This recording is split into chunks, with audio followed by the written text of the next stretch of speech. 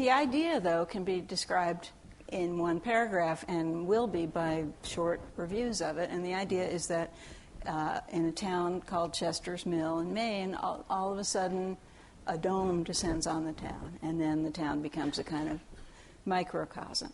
But there are many ways you could have done that. The execution of this is particularly interesting because you don't have a paragraph where you sit and explain exactly what has happened, ever.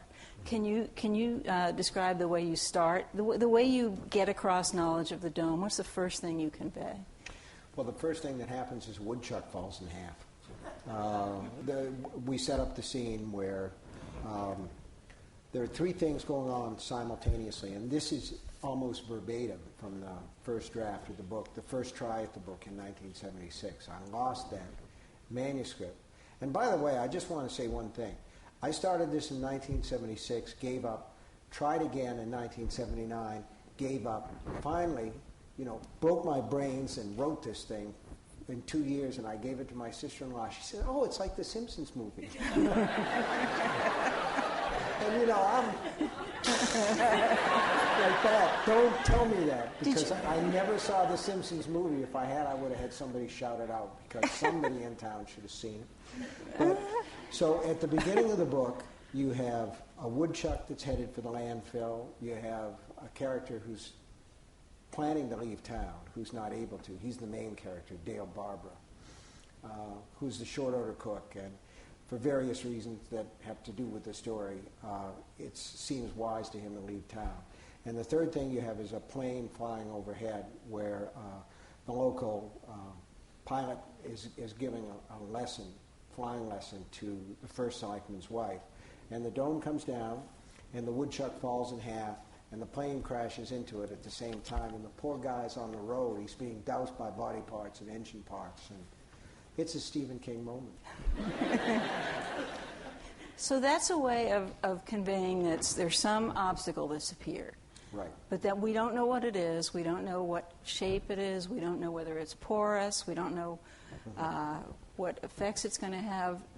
Can you talk a little about some other ways in which you get across some of those details? Well, one of the things that happens when you've been at the job for a while is that you get smart about readers and what readers will know. And I have a lot less of a tendency to fool myself about how smart readers are and how far they can think ahead. And the trick is to use that for your own dirty purposes when you're writing.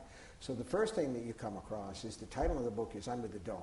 So you know it's going to be a dome that they're under, but it's really not. It's really not a dome. It's like a three-dimensional sock, because it follows all the borders of the town, which has this vaguely sock-like shape, and it also goes down below the ground, so it's also sort of like a contact capsule. But how do they find out how high it is?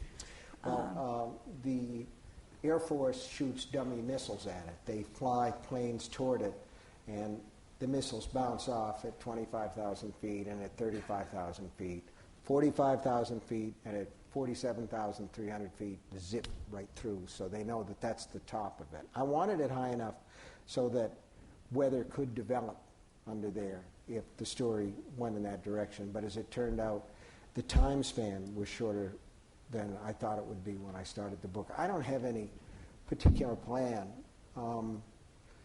John Irving is a good acquaintance of mine, and I've been on stage with him before where he'll say, "I always know how a book ends." And I always think, Jesus, why do you want to write a book if you know how it's going to come out? Did you know what the dome was when you started writing about it? Not exactly. No. I had some ideas, and I knew where the ballpark was. I knew the area. And little by little, it's almost as though as the story goes along, there's only one place it can go. I don't know where that is, but the options fall away. It's not like if you start from New York City and you're going to Podunk, Iowa, your choice of roads is infinite to start with. But the closer you get, the less roads there are until finally there's only one that'll take you there.